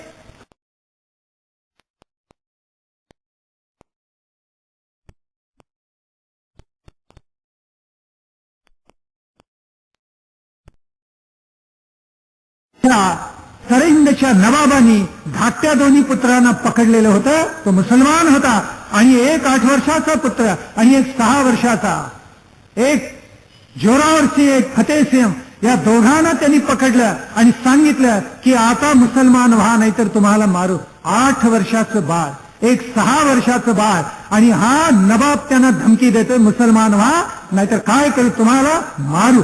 दोन्ही पुत्रांनी इतके तेजस्वी आहेत दोन्ही, ते म्हणाले भले आम्हाला मृत्यू आला तरी चालेल पण आम्ही मुसलमान धर्माला, इस्लामला आलिंगन देणार नाही. त्यावेळेला त्या दोन्ही पुत्रांना भिंतीमध्ये चिडून मारलं. एक 8 वर्षाचा मुलगा, एक 6 वर्षाचा, मारले. भिंतीत चिडून मारणं याचा अर्थ आत हवा जाऊ नये इतकं पक्कं बांधकाम करून टाकायचं. आतला ऑक्सिजन एकदा संपला की ऑक्सिजनसाठी तडफडून आतला मनुष्य कसा मृत्यू पावत असेल आपल्या मनाशी कल्पना करा. पण ही दोन्ही पुत्र देशासाठी असे गेले. पहिले दोन्ही युद्धात गेलेले होते आणि ज्या वेळेला ती भिंत बांधत आले, आता त्यांना चिडणार त्या भिंतीमध्ये, एवढ्यात मोठा मुलगा रडायला लागला, दोघातला 8 वर्षाचा. तर धाकटा म्हणतोय दादा तुझा धिक्कार, असं रडतोस? त्यावेळी तो म्हणाला बाळा मृत्यू येणार म्हणून मी रडत नाही, पण मी तुझा मोठा भाऊ, मला तुझं रक्षण करता येत नाही म्हणून माझ्या डोळ्यात पाणी आलेलं आहे. कशी तेजस्वी ही बाळा असते. 4ही पुत्र भारतवर्षावर अर्पण करून टाकले, या मातृभूमीसाठी दिले. आणि गुरु गोविंद सिंग प्रवचन करत बसलेले होते, हजारो शीख बांधव पुढे बसलेले आहेत आणि त्यांच्या समोर ते बोलत असताना माता गुजरी पुढे आल्या, या 4ही मुलांची आई पुढे आली आणि म्हणते की 4ही पुत्र देशाला देऊन टाकलेत, मला पुत्र द्या, ही माझी 4ही मुलं परतून द्या मला. त्यावेळेला गुरु गोविंद सिंगांचं अंतःकरण राष्ट्रभक्तीनं देशभक्तीनं इतकं संबळून आलेलं होता. गाईवरलेले गुरु गोविंद सिंग म्हणाले गुजरी मग हे समोर बसलेले सगळे तुझे पुत्रच नव्हेत काय? हजारो शीख बांधव ही तुझे पुत्रच आहे. त्यांच्यावर मायेची पाखर घाल, त्यांच्या मनामध्ये स्वातंत्र्याचा मंत्र जपायला त्यांना मदत कर. हे ऐकल्यावर माता गुजरी सुद्धा उचंबळून आलेल्या होत्या. अभिनव भारतमध्ये संघटनेच्या माध्यमातून भारत भवनामध्ये सगळं चालत असत. पण ब्रिटिश सरकारचं बारीक लक्ष होतं. हे लक्ष असताना कीर्तिकर या नावाचा एक महाराष्ट्रीयन मनुष्य जो आंगलाळलेला होता, त्याला त्यांनी प्रतिनिधी म्हणून नेमला ब्रिटिश सरकारने. का? सगळे प्रादेशिक भाषेत बोलत आणि प्रादेशिक भाषेत कन्नडमध्ये, तमिळमध्ये असे बोलायला लागले की यांची पंचायत व्हायची, कारण त्यांना कळायचं नाही. थोडं हिंदी कळायचं आणि इंग्रजी सगळं अर्थातच कळत असे, पण प्रादेशिक भाषेमध्ये आमचे तरुण क्रांतिकारक बोलायला लागले की ब्रिटनमधल्या लोकांना आणि सैनिकांना लक्षात येत नसे काय बोलतात. म्हणून त्यांनी कीर्तिकराला आपला प्रतिनिधी म्हणून पाठवला. त्याला लाज वाटायला हवी होती, पण हा ब्रिटनचं प्रतिनिधित्व करतोय, लबाड आहे, हे सावरकरांनी बरोबर ओळखलं. अखंड सावधान असावे, दुश्चित्त कदापि नसावे, हे बरोबर सावरकरांच्या ध्यानात आलेलं होतं आणि म्हणून त्यांनी त्याला ओळखला. शेवटी त्यांनी आणि त्यांच्या मित्रांनी पकडला आणि काय केलं असेल तर त्याच्यावर पिस्तूल रोखली. त्यावेळी त्याला घाम फुटला, लटलट कापायला लागला आणि मग मात्र तो म्हणाला असं दुष्कृत्य मी करणार नाही. पण सावरकर जे लिहितात ते पहिल्यांदा प्रथम मी इथे वाचेन आणि त्यांचा आक्षेप येणार नाही अशी उलटी मदत तुम्हाला करेन. पुढे त्याच्या चित्तामध्ये फार पालट झाला. संजयाने धृतराष्ट्राचं प्रतिनिधित्व केलं आणि पांडवांकडे आला आणि मग तो म्हणाला की कौरवांचं राज्य न्याय आहे, ते अन्यायाचं कसं आहे हे भगवान श्रीकृष्णांनी त्याच्या मनावर इतकं सुंदर प्रकारे बिंबवलं की हा कौरवांचा प्रतिनिधी पांडवाकडून परत गेला आणि कौरवांना म्हणाला पांडवांना त्यांचं राज्य परत करा. त्यावेळेस धृतराष्ट्र, दुर्योधन चकित झाले. ते म्हणाले दूत तू कोणाचा, कृष्णाचा का आमचा? कृष्णाच्या विचाराचा प्रभाव इतका पडला, कीर्तिकरवर सुद्धा तो पडलेला होता. बहुसंख्य तरुण हे छान चुकीचे, आरामात राहणारे, विलास करणारे, धूम्रपान मद्यपान करणारे असेच लंडन मध्ये होते. फक्त पदवी चांगली मिळावी आणि भारतवर्षात सुखाने राहता यावं. त्याच्यापैकी होता मदनलाल धिंगरा. सावरकरांच्या सहवासामध्ये हा मदनलाल आला आणि अंतर्बाह्य पालट त्याच्या चित्तामध्ये होऊन काय नवल करण्यासारखं आहे. सावरकरांचं व्यक्तिमत्व किती प्रभावी असेल आणि एखादा विषय ते किती प्रभावीपणे मांडत असतील आपण आपल्या मनाशी कल्पना करा. त्यावेळेला अगोदर घटना घडलेली होती की 50 वर्ष 1857 पूर्ण झाली, 1907 साली, आणि त्यावेळेला ब्रिटिशांनी आम्ही या हिंदुस्थानी लोकांचं पेकाट कसं मोडलं, कंबरड कसं मोडलं, दैदिप्यमान विजय कसा प्राप्त केला आणि या एतद्देशीयांना कसं हरवलं म्हणून सुवर्ण महोत्सव साजरा करत होते. आणि ज्या वेळेला त्यांच्या नाट्यगृहामध्ये नाट्य होत त्यावेळेला झाशीची राणी, नानासाहेब पेशवे, तात्या टोपे अशा लोकोत्तर क्रांतीवीरांना जितकं बदनाम करता येईल, त्यांना जितकं विकृत करता येईल तितकं हे सगळे ब्रिटिश लोक करत असतात. तेव्हा स्वातंत्र्य समर होऊन गेला, त्याची दुगदुगी पुढेही राहिली आणि क्रांतिकारकांनी हा यज्ञ पेटवला. म्हणून त्याचा रौप्य महोत्सव ब्रिटिश सरकारला उत्तर देण्यासाठी म्हणून स्वातंत्र्यवीर सावरकरांनी राबवला. आणि त्याचा प्रभाव आणि परिणाम असा झाला की त्यांचे अनुयायी स्वतंत्र भारताचे बिल्ले छातीवर लावून सगळीकडे वावरायला लागले. सरकारचा जळफळाट झाला, ते बिल्ले काढून घेण्यात आले आणि यांना प्रेरणा सावरकरांच्या प्रमाणे श्यामजी कृष्ण वर्मांची असली पाहिजे हा भाव मनामध्ये असल्यामुळे ब्रिटिश सरकारची वक्रदृष्टी आता श्यामजी कृष्ण वर्मांच्याकडे वळली. आतापर्यंत ते राष्ट्रनिष्ठ होते, म्हणजे ब्रिटनशी असं त्यांना वाटत होतं. तो भ्रम आता त्यांचा दूर झाला आणि ब्रिटिश सरकार चवताळलं. सावरकर सांगत असत, ब्रिटिश निष्ठा याचाच अर्थ भारताचा राष्ट्रद्रोह आहे असं समजा. तुम्ही ज्या वेळेला ब्रिटिशांच्यावरची निष्ठा प्रगट करता त्यावेळेला मातृभूमीचा द्रोह करता आहात. भारताला स्वातंत्र्य मिळावं हेच आपलं लक्ष असलं पाहिजे, तोच आपला रामबाण असला पाहिजे. हे आपल्या बरोबरच्या तरुणांना ते इतकं पटवून देत असत. मदनलाल धिंगराला ते मनोमन पटलेलं होतं आणि त्यांनी एक काळी अत्यंत विलासी असलेला हा तरुण पुढे इतका पालटला. तिथे खानावळीमध्ये जावं, भरपूर चापावं, मांसाहार करावा, मद्यपान धूम्रपान करावं, उंची कपडे घालावे, अत्तर फासावी अंगाला, रस्त्यातून दिमाखात फिरावं असं मदनलाल धिंगरा करत असत. सावरकरांच्या सहवासात आल्याबरोबर पालटून गेले. मातीला फुलाचा गंध लागल्याशिवाय राहत नाही तसं मदनलालांच्या अंतःकरणामुळे आमूलाग्र पाल ठेवून गेला आणि सावरकरांचे भक्त झाले. हृदयामध्ये अग्निज्वाला प्रगट झाली. जननी जन्मभूमीश्च स्वर्गादपि गरीयसी असं सामर्थ्य त्यांच्या चित्तामध्ये निर्माण झालं. आपली जननी आज दास्यात आहे, तिला मुक्त केल्याशिवाय मी सुखाचा श्वास घेणार नाही अशी एक आंतरिक ओढ त्यांच्या बुद्धीमध्ये, मनामध्ये, हृदयामध्ये निर्माण झाली. सावरकरांनी प्रेरणा दिली आणि त्यावेळेला बॉम्ब तयार कसा करावा, पिस्तूल चोरून कशी पाठवावी याचं शिक्षण सावरकर देत असत. मोठा ग्रंथ घ्यावा, शब्दकोश, पिस्तुलाच्या आकाराचा आतून कापावा, त्याच्यामध्ये पिस्तूल घालावी, पाठवावी आणि ते ब्रिटिश सरकारला कळू नये. चमत्कार करून टाकला. इतकी बुद्धिमत्ता सावरकरांनी प्रगट केलेली होती. सेनापती बापटांनी आपल्या आठवणीमध्ये लिहून ठेवलेलं आहे. ते म्हणतात की मी महान क्रांतिकारक व्हावं आणि अतिउत्तम ग्रंथ लिहावेत असं माझ्या मनामध्ये स्वप्न होतं. पण मी सावरकरांना पाहिलं आणि माझ्या लक्षात आलं माझ्या मनामध्ये जे आहे ते पूर्णत्व जणू प्रगट झालेलं आहे. तेव्हा मी याच्यासाठी आता वेळ द्यावा असं नाही. आणि म्हणून बॉम्ब कसे सिद्ध करावेत याची एक प्रकारची तपश्चर्या करायला त्यांनी प्रारंभ केला. अभ्यास स्वाध्याय करायला प्रारंभ केला आणि ते म्हणतात याची प्रेरणा स्वातंत्र्यवीर सावरकरांनीच मला दिली. बॉम्ब कसे करायचे ते शिकले. एवढंच नव्हे, बारिंद्रांच्या पर्यंत कलकत्त्यामध्ये जाऊन पोहोचले. अनेक बंगाली तरुण, अनेक महाराष्ट्रीयन तरुण यांना सेनापती बापटांची प्रेरणा मिळाली.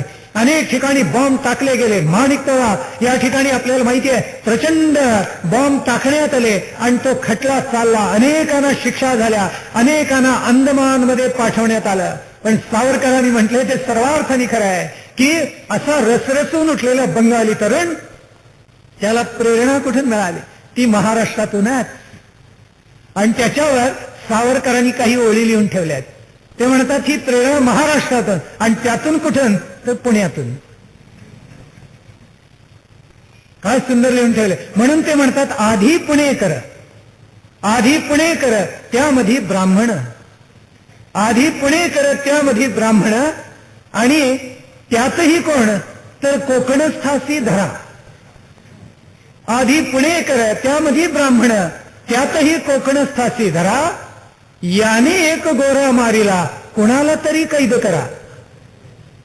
हे सावरकरांनीच लिहून ठेवलेलं आहे आणि ते शब्दशः खरं आहे. पण इतके क्रांतिकारक निर्माण झाले आणि त्यांनी राष्ट्रज्वाला, राष्ट्रीय यज्ञ प्रज्वलित करून दाखवला. आणि पुढे ब्रिटनमध्ये असं घडलं, लंडनमध्ये असं घडलं.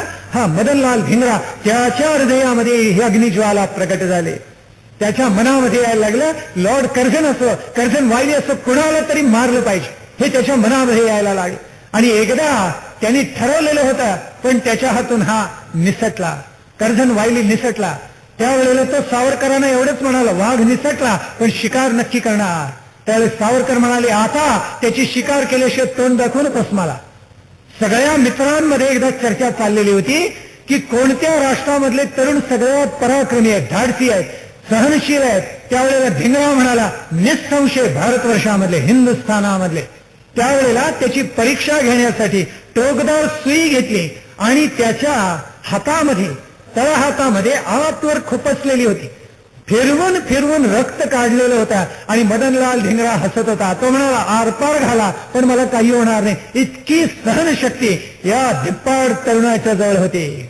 आणि पुढे ज्या वेळेला खरोखर इन्स्टिट्यूटमध्ये लंडनच्या कार्यक्रम झाला, त्यावेळेला मदनलाल धिंगराला अर्थातच आत प्रवेश होता, कारण गोऱ्या माणसासारखा त्याचा हा पोशाख होता. आत त्यांनी पिस्तूल लपवलेलं होतं. आत गेला आणि जवळजवळ सांगता होत आली. त्यावेळेला मदनलाल धिंगरा पुढे गेला, पिस्तूल काढलं आणि त्यांनी एकदम गोळ्या झाडल्या कर्झन वायलीवर. लागोपाठ 4 गोळ्या झाडल्याबरोबर तो कोसळून खाली पडला. एका पारशी माणसाला नको इतकं त्याचं प्रेम आलं, तो आडवा आला, त्यालाही गोळी घालून मदनलाल धिंगराने मारलं. शेवटची गोळी स्वतःवर झाडून घ्यायचा प्रयत्न केला पण उडली नाही. दुर्दैव पकडला गेला मदनलाल धिंगरा. त्यावेळेला एका डॉक्टरनी त्याची नाडी पाहिली आणि तो थक्क झाला. नेहमीसारखीच चाललेली होती, काहीही बदल झालेला नव्हता. 1909 सालमध्ये सगळं इंग्लंड, सगळं लंडन आता हादरून गेलेलं होतं. मदनलाल धिंगरांवर खटला भरण्यात आला आणि तो खटला म्हणजे काय, काळ्या दगडावरची रेख अगोदरच तोडली गेलेली होती. त्यांना फाशी देण्यात आलं आणि मदनलाल धिंगरा हसत हसत फाशी गेलेले आहेत. आणि पुन्हा आग्रहाने म्हणतायत, हे मातृभूमी तू मला पुन्हा जन्माला घाल, पुन्हा फासावर जाईन, पण तुझ्या स्वातंत्र्यासाठी माझा देह चंदनाप्रमाणे झिजवल्याशिवाय राहणार नाही. अभिनव भारतावर आता छापे पडायला लागलेले होते आणि आता अनेक मंडळी पांगलेली होती. कुणी लंडनमधून हल्लेलं होतं, कुणी अज्ञातवासामध्ये आश्रय घेतलेला होता आणि सावरकरांचे अनेक अनुयायी आता पांगलेले होते. अशा वेळेला त्यांना घर नाही, खायला अन्न नाही, कुठे आश्रय नाही. आज एका घरामध्ये मुक्काम, उद्या दुसऱ्या घरामध्ये मुक्काम, असं चाललेलं होतं. पण मदनलाल धिंगराला प्रेरणा सावरकरांचीच होती. हा कृतनिश्चय ब्रिटिश सरकारने केलेला होता, त्यांनाही पकडावं आणि त्यांनाही फासावर द्यावं, असं अगोदरच ब्रिटिश सरकारच्या मनामध्ये आलेलं होतं. आणि सावरकरांना काही वेळेला एखाद्या घरातून मध्यरात्री बाहेर पडावं लागलेलं आहे. अक्षरशः मध्यरात्री उपवास करतायत, खायला अन्न नाहीये. सावरकरांनी काय करावं आणि कुठे जावं. शेवटी सावरकरांनी त्याग केला लंडनचा. अनुयायांनी सांगितलं, अनुयायी मेले तरी चालतील, सेनापतीने कधी मरायचं नसतं. सावरकर आपण इथून बाहेर पडा. आणि सावरकर पॅरिसमध्ये गेले. अभिनव भारतचं केंद्रस्थान लंडनऐवजी पॅरिस झालं आणि तिथून क्रांतिकारी हालचालींना प्रारंभ झाला. पुढे सावरकर प्रवास करत करत ब्रायटनला आले आणि तिथून त्यांना वार्ता कळत होत्या की किती जणांना पकडलेले आहे, काय काय झालेलं आहे. जून 1909 मध्ये बाबाराव सावरकरांना पकडण्यात आलं आणि त्यांच्यावर खटला भरण्यात आला आणि त्यांना काळ्या पाण्याची शिक्षा देण्यात आली. अंदमानला त्यांना पाठवण्यात आलं आणि बाबाराव सावरकर अंदमानात गेले कोलू फिरवायला, चिलका कुटायला, अंदमानामधल्या नरक यातना सहन करायला, देह चिंबून झिजवून घ्यायला बाबाराव सावरकरांना तिकडे पाठवण्यात आलं. मध्ये काहीच महिने गेले असतील तोपर्यंत नारायणराव सावरकरांना म्हणजे बाळ सावरकरांना धाकट्या भावाला त्यांनाही पकडण्यात आलं. त्यांच्यावरही खटला अभियान चालवण्यात आला. सावरकर घराण्यामधल्या एक एक व्यक्ती या ब्रिटिश सरकार उचलत होतं, पकडत होतं. जणू हा निर्वंश करावा असा विडाच त्यांनी उचललेला होता. आणि ब्रायटनमध्ये बसले स्वातंत्र्यवीर सावरकर तळमळून गेले. एक एक पकडला जातोय सहकारी, कुणी मारला जातोय, कुणी युद्धामध्ये धारातीर्थी पतन पावतोय.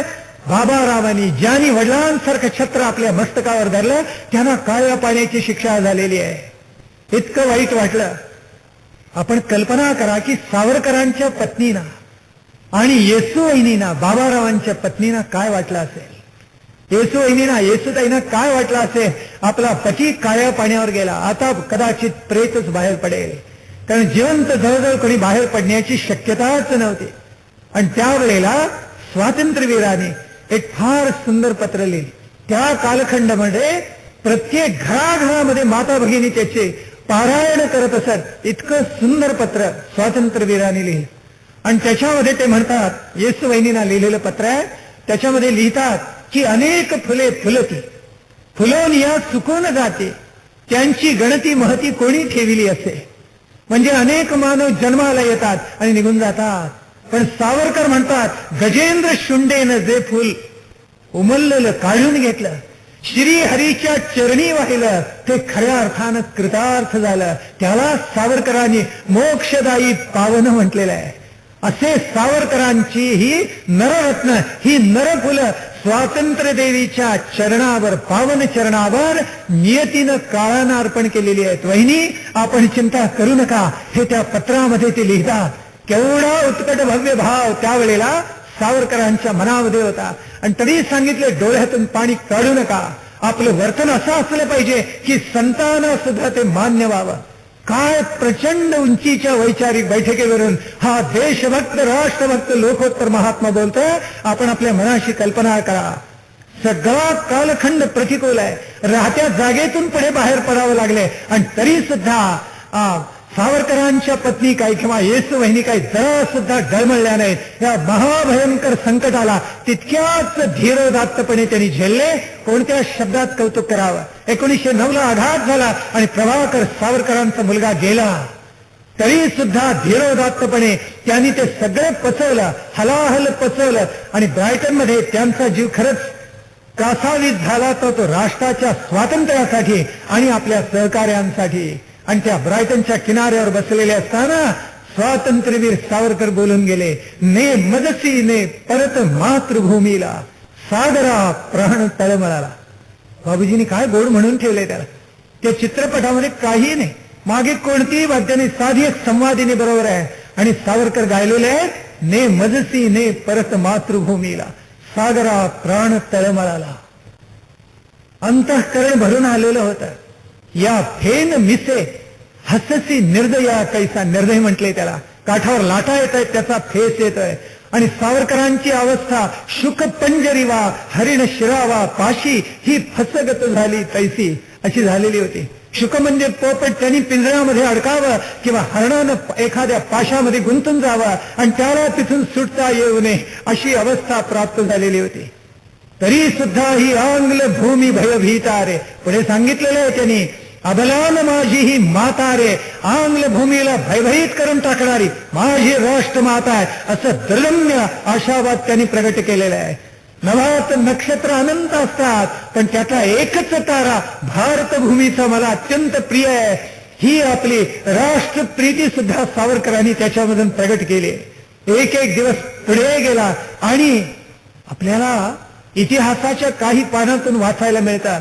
हे पद्य, हे गीत इतकं लोकप्रिय झालं, प्रत्येक महाराष्ट्रीय माणसाच्या ओठावर ते गायलं जाऊ लागलं. आणि पुढे आचार्य कालेलकर, जे पक्के गांधीवादी होते, त्यांनी तर म्हणून ठेवलेलं आहे, इतकं सुंदर, भारताची सुंदर निरंतर अक्षय सनदच जणू काही लिहून ठेवली सावरकरांनी. इतकं सुंदर वचन आचार्य कालेलकर बोलून गेलेले आहे. असं अजरामर काव्य सावरकरांच्या त्या राष्ट्रभक्तीतून प्रगट होत होतं.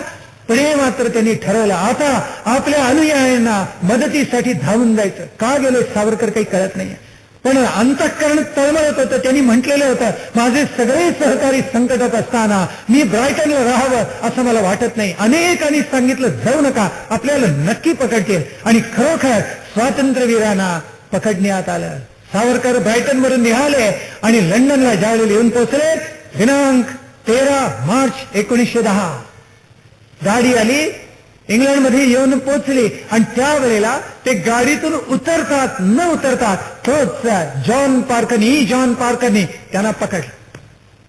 हाच तो सावरकर असं म्हणायला लागले. सगळ्यांनी त्यांना पकडलं. त्यांच्या नावाचा प्रचंड धसका घेतलेला होता. ब्रायटनहून परत येण्यापूर्वी स्वातंत्र्यवीरांनी मदनलाल धिंगरांसाठी 2 अलौकिक गोष्टी केलेल्या होत्या. शेवटचं जे त्याचं मृत्यूपत्र त्यांनी केलेलं होतं, शेवटची आकांक्षा त्यांनी जी प्रगट केलेली होती, ती सावरकरांनी कुठून कशी मिळवली कोणास. ती मिळवली खरी, आणि तिथल्या डेली न्यूजच्या एका संपादकीय विभागामधल्या एका वार्ताहराला इतकं पटवलं, बाकी सगळ्यांनी ते छापायला नकार दिलेला होता, पण एका संपादकीय विभागामधल्या माणसाला पटलं आणि त्यांनी ते छापलं. मदनलाल धिंगराचे विचार इतके क्रांतिकारक आहेत. आता आपण सांगितलं, मातृभूमी पुन्हा मला जन्माला घाल, स्वातंत्र्यासाठी पुन्हा मी जन्म घेईन, हसत हसत फासावर जाईल, पण तुला स्वातंत्र्य मिळवून दे. हे सगळं त्या वृत्तपत्रात ज्या वेळेला छापून आलं, त्यावेळेला हादरून गेलं सगळं लंडन. त्यावेळेला मवाळ माणसं सगळी एकत्र येत होती. कशासाठी?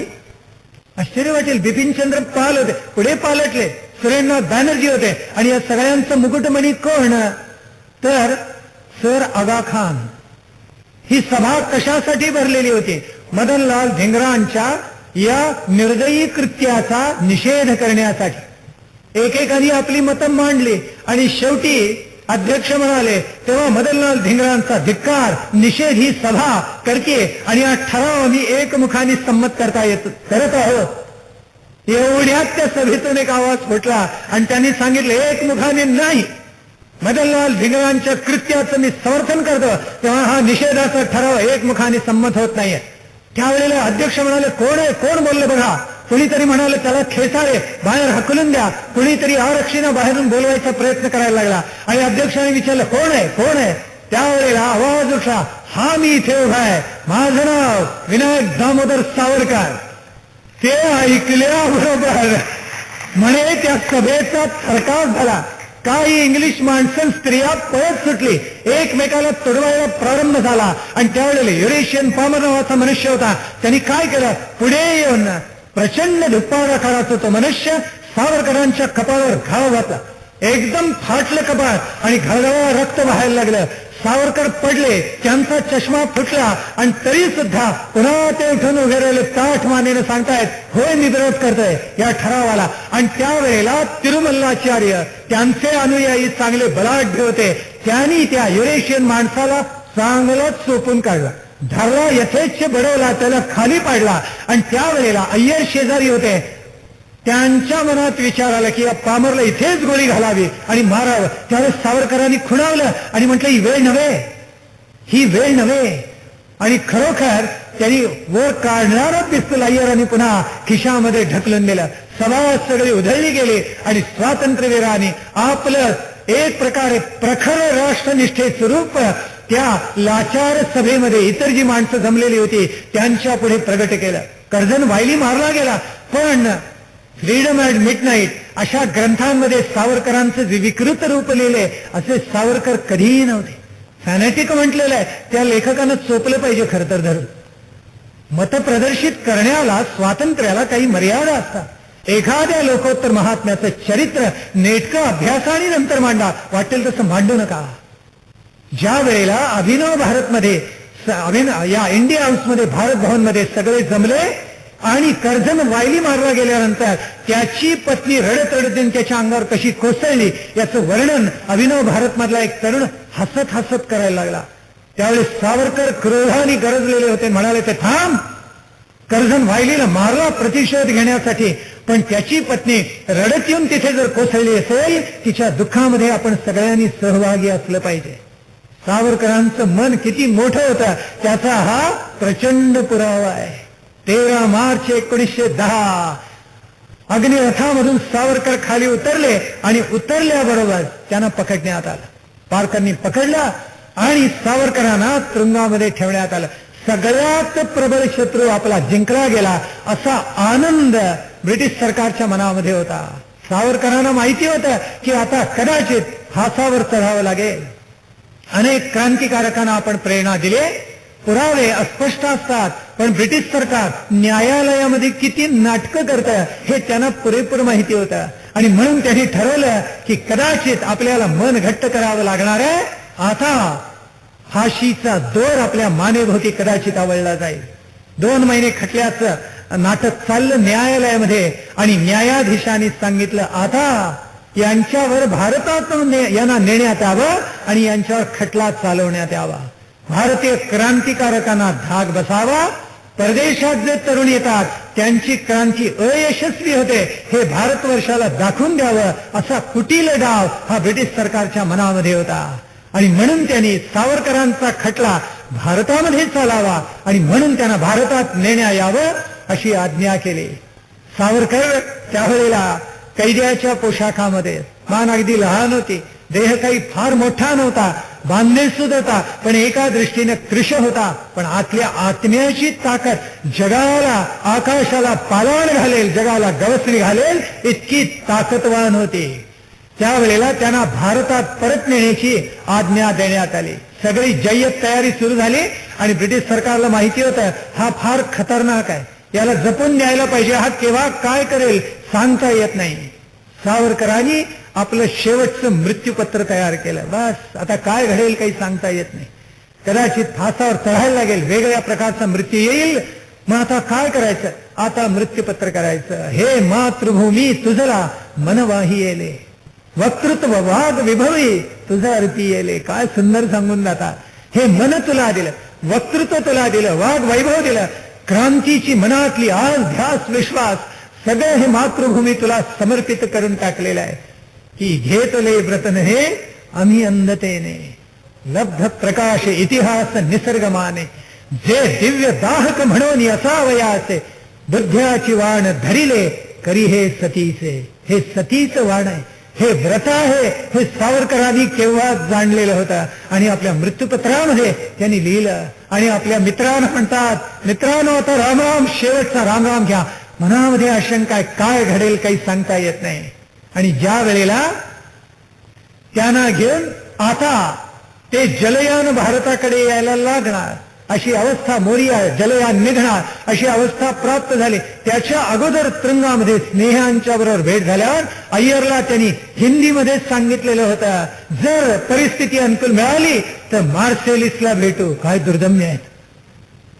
पण सावरकरांना यावेळेला माहिती नव्हतं की मार्सेलिसवरून मोरिया बोट जाणार नाहीये. ब्रिटिश सरकार इतकं धूर्त इतकं सावध होतं, ते म्हटले हा तिथे काहीतरी गडबड करेल. त्यांना कदाचित ते जाणवलेलं असावं अगोदर, पण योगच असा, नियती अशी गंमत करून ठेवते की जगामध्ये अशी अलौकिक सुवर्ण पानं लिहिलीच जावी. आणि म्हणून त्या जलयानामध्ये, त्या आग नावेमध्ये काहीतरी बिघाड झाला आणि म्हणून शेवटी मार्सेलिसला नांगर टाकावा लागला आहे. पण त्याच्या अगोदर अय्यरला सांगतायत परिस्थिती अनुकूल असेल तर मार्सेलिसला भेटूया. आणि अय्यरच्या अंगावर रोमांच उभे राहिले. त्याच्या लक्षात आलं स्वातंत्र्यवीर सावरकरांच्या मनामध्ये काहीतरी अलौकिक आहे. सावरकर ब्रिटिशांच्या कैदेतून निसटायचा प्रयत्न नक्की करणार हे पूर्ण माहिती होत. आणि खरंच तसं घडलं. 7 जुलै 1910 त्या आग नावेनं नांगर टाकला मार्सेलिस बंदरामध्ये. आणि तो टाकल्यानंतर सावरकरांच्या मनामध्ये काय विचार घोळायला लागले असते. अरे आता ही संधी, अस्वस्थपणा आला सावरकरांना, कसं जावं, कशी सुटका करावी. मादाम कामा आणि अय्यर आपल्याला घेण्यासाठी तैलरथातून येतील का, आपली सुटका होईल का, फ्रान्सच्या बंदराला आपल्याला लागता येईल का, सुटका कशी करून घ्यावी, अनंत विचारांचं उदाहरण त्यांच्या मनामध्ये आलेलं होतं. स्वातंत्र्याच्या वादळाने त्यांचं चित्त हरवून गेलेलं होतं. वाटत होतं आता कशी बरं सुटका करून घ्यावी. मन सांगत होतं अरे तुला सुटका करूनच घ्यायला पाहिजे. ज्या छत्रपती शिवाजी महाराजांचा गौरव आणि परंपरा तू सांगतोस त्यांनी आपली सुटका कशी करून घेतली पहा. ब्रिटिशांच्या कैदेत खितपत पडण्यासाठी तुझा जन्मच झालेला नाहीये. सावधान उठ, हाच प्रसंग, हीच वेळ आहे. आता तू एक कर, आता इथून मुक्त हो, उड्डाण घे, दास्यातून मुक्त हो आणि पुन्हा एकदा राष्ट्रयज्ञात जागा कर. अनंत क्रांतिकारकांना याची प्रेरणा मिळाली पाहिजे. मन सांगते, चित्त सांगते, बुद्धी सांगते.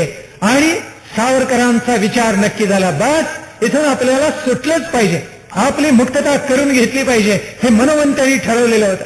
ठरवल्याबरोबर पहाटे लवकर स्वातंत्र्यवीर जवळजवळ जागेच होते अगोदर. आणि त्या आग नावेवर पारकर जसा जॉन पारकर होता तसा मुंबई इलाख्याचा प्रख्यात हा सरकारी अधिकारी, सैन्याचा अधिकारी पॉवर हाही होता. पारकर आणि पॉवर या दोघांनी ठरवलेलं होतं यांना बरोबर बंदिस्त केलेलं आहे. आता न्यायचं खटला भरायचा. कदाचित या या देशद्रोही म्हणजे ब्रिटनद्रोही माणसाला शिक्षा होईल आणि फासावर जाईल अशी भावना त्यांच्या मनामध्ये होती. सावरकर रात्रभर जणू जागेच होते. पहाटे लवकर उठले आणि त्या आरक्षीला म्हणतायत मला शौचकूपामध्ये जायचं, प्रातर्विधीसाठी जायचं. त्यावेळेला तोही जरा झोपेतच होतो. पहाटेची वेळ होती. तो गेला आणि त्यांनी पारकरना उठवलं. पारकरना सांगतो सावरकरांना असं जायचं. त्यावेळेला पारकर झोपेतूनच उठले होते. किंचित चिडले. 2 सैनिकांना त्यांनी बरोबर दिलं आणि सांगितलं जा त्यांच्याबरोबर जा आणि या खतरनाक कैदी जरा लक्ष ठेवा. सैनिक त्यांना घेऊन गेले आणि ती खोली अतिशय लहान होती. त्या खोलीमध्ये गेल्याबरोबर रात्रीचा जो पोशाख घातलेला होता, अंगामध्ये झगा होता. बाहेरून त्याला एक काच लावलेली होती की बाहेरून त्या काचेतून दिसावं की आपला कैदी काय करतोय हे दिसा म्हणून काचेचं एक वर्तुळ तिथे लावलेलं होतं आणि त्यातून त्या सैनिकांना आरक्षींना पाहता येत असे. त्याच्यावर अंगातला झगा सावरकरांनी काढला. रात्रीचा पोशाख होता आणि तो काढून त्यांनी त्याच्यावर टाकला. आतला कैदी दिसेना. त्यावेळेला काहीतरी गडबड आहे याची चावल त्यांना लागली. सावरकरांनी वरच्या बाजूला असं छोटं एक वर्तुळ होतं, एक भोक होतं की ज्याच्यामधून माणसाला बाहेर पडता येईल. सावरकर तसे शिरशिरीत होत. फार मोठा बांधला नव्हता तरी सगळा श्वास भरून घेतला आणि मोठ्या कष्टानं तिथे हात धरले. ताकदीनिशी सपकन वर चढले. लहानपणी व्यायाम केलेला होता, टोपेगी आलेला होता तारुण्यामध्ये. अंगकाठी अत्यंत बळकट होती. सपकन वर चढले आणि त्या भोकामधून पॉटहोल ज्याला म्हणतात त्या वर्तुळाकार भोकातून बाहेर पडायला त्यांनी प्रारंभ केला. ते निम्मे बाहेर गेले असतील तोपर्यंत आरडाओरडा व्हायला प्रारंभ झाला. कैदी निसटला, कैदी निसटतोय. आणि त्यावेळेला भरा भरा भरा अन्य आरक्षी आले. पावराला पारकराला आणि त्यांच्या पायाखालची जमीन जणू निसटून गेलेली होती. तोपर्यंत स्वातंत्र्यवीर पूर्ण बाहेर पडले. स्वातंत्र्य लक्ष्मी की जय असा प्रचंड जय जयकार मार्शलिस्टच्या बंदरामध्ये उभे असलेल्या मोरिया बोटीच्या त्या भोकातून सावरकरांनी सागरामध्ये उडी घेतली आणि झाप झाप झाप झाप पोहत ते फ्रान्सच्या किनाऱ्याकडे निघाले. जवळ होता आणि त्यावेळेला या आगनावेतून त्यांच्यावर गोळ्यांचा वर्षाव सुरू झाला. एखादी गोळी लागली असती तर रणावीण स्वातंत्र्य कोणा मिळाले. नेपोलियन पुढे जाऊन लढायचा आणि सैनिक म्हणायचे महाराज मागे वा, एखादी गोळी लागेल, एखादा तोफेचा गोळा इथे येऊन पडेल. त्यावेळी नेपोलियन इतका दुर्दम्य होता की तो म्हणायचा नेपोलियनला लागेल अशी गोळी ब्रिटनच्या कोणत्याही कारखान्यात कधीही निर्माण होणार नाही. दुर्दम्य. सावरकरांच्या आजूबाजूला गोळ्यांचा वर्षाव झाला पण त्यांना एकही गोळी लागली नाही. झपाझप निघाले आणि आता केवळ तिथे पोचायचं बंदरावर असं नव्हता तर तो सगळा दगडी गडगडा होता. तो प्रचंड चढून जायचा. भिंत होती ती चढून जायची होती. साखळ्या लावलेल्या होत्या. एकदा दोनदा पाय फसले. एकदा तर पाण्यात पडले चढत असताना स्वातंत्र्यवीर आणि मागे सगळे सैनिक आता धावतात. छोट्या नावा काढल्या. पाठलागाला प्रारंभ झाला. अरे शिकार सुटून गेली, शीत होईल जगामध्ये. झालीच ती काय व्हायची राहिली पण शीत अधिक होईल घाबरलेले चिंतेत पडलेले आरक्षी मागे लागलेले होते. एकदा घसरले, पाण्यात पडले. दुसऱ्या वेळेला ती भिंत चढून गेले, वर गेले. अंगावर एक चड्डी आहे फक्त आणि धावत सुटले. सावरकर पळतायत आणि पाहतायत अरे आपले अग्निरथ तैलरथ कुठे आलेला आहे का, मोटार आलेली आहे का, अय्यरांनी मादम कामानी आणलेली आहे का. इतिहासाचं दुर्दैवाचं कदाचित सौभाग्यही असं की सावरकर चंदनाप्रमाणे झिजले. त्यातून नवा इतिहास घडणार होता. दुर्दैवाचं की अय्यर मादम कामा यांची मोटार वेळेवर पोचू शकली नाही. एवढ्यात सावरकरांना एक फ्रेंच आरक्षी दिसला आणि पुढे धावले आणि त्यांना मोडको तडको फ्रेंच येत होता. अगदी सफाईदार बोलत नसले ते बोलू शकत असतात आणि ते म्हणतायत अरे तू मला ताबडतोब ताब्यामध्ये घे, मला बंदी कर, फ्रान्सच्या सरकारचा बंदी कर. त्यावेळी तो गडबडला. काय करावं त्याला सुचेना आणि एवढ्यात पाठलाग करणारे नरराक्षस ते गोरे आरक्षी ब्रिटनचे जवळ येऊन पोचले आणि पोचल्यावर त्यांनी एक महत्कार्य केलं. त्या फ्रान्सच्या सैनिकाला लाच दिली, पैसे दिले, त्याला जेवढे हवे होते तेवढे भरभरून दिले आणि दुर्दैवानं आंतरराष्ट्रीय निर्बंध असतो, कायदा असतो, विधी असतो, त्याला त्याचं पूर्ण उल्लंघन करून त्या फ्रेंच सैनिकांना सावरकरांना ब्रिटनच्या सैनिकांच्या ताब्यात देऊन टाकलं. वस्तुतः जगात त्या कालखंडापासून आजपर्यंत असं कधी होत नाही. त्याला आंतरराष्ट्रीय काहीतरी निर्बंध असतात. त्या निर्बंधाप्रमाणे, त्या विधीप्रमाणे, त्या कायद्याप्रमाणे करावं लागतं. पण हा कायदा मोडला. पुढे हेच आंतरराष्ट्रीय न्यायालय, त्याच्यामध्ये सावरकरांच्या वतीने ही तक्रार नोंदवण्यात आलेली होती. आणि तरी सुद्धा हेचे लोक कोण? गोऱ्या कातडीचे. आंतरराष्ट्रीय निर्बंध डावलला गेला हे पूर्ण माहिती असून सावरकरांच्या विरुद्ध त्यांनी निर्णय दिलेला होता. असे महादुष्ट ब्रिटन पुन्हा पकडण्यात आलं, माघारी आणण्यात आलं. आणि इतके घाबरलेले होते पॉवर आणि पारकर. आणि आता त्यांनी आपली नख काढायला प्रारंभ केला. आणि स्वातंत्र्यवीरांना म्हणाले, ही पहा सावरकरांची अवलाद, आता रात्र येऊ दे, पहा आम्ही काय करतो, म्हणजे बेदम मारतो, अशा धमक्या देत होते. त्यावेळेला सावरकर म्हणाले, प्रयोग करून तर पहा. अहो, आमच्या प्रपंचाला आग लावूनच आम्ही क्रांतिकारक झालो आहोत. मारायचा प्रयत्न केला, तुमच्यापैकी एकाला तरी मी नक्की मारेन. असं उद्गार काढल्याबरोबर पुढे येणाऱ्या सगळ्या ब्रिटिश आरक्षींचा धीर खचला. एकाची हिंमत झाली नाही की सावरकरांच्यावर हात टाकावा. पण त्यांना पक्क्या बेड्यामध्ये बांधून टाकण्यात आलं. मार्सेलिसला हे जे उड्डाण केलं सावरकरांनी, उडी टाकली, त्रिखंडामध्ये गाजली, अनंत वृत्तपत्रामध्ये छापून आली. आणि सगळं जग स्तिमित होऊन गेलं की अरे हा वैनतेय, हा गरुड, हा क्रांतिकारकांचा मुकुटमणी कोण? स्वातंत्र्यवीर सावरकर. बेड्या घालून सावरकरांना भारतामध्ये आणण्यात आलं. आता त्यांच्यावर खटला चालणार होता.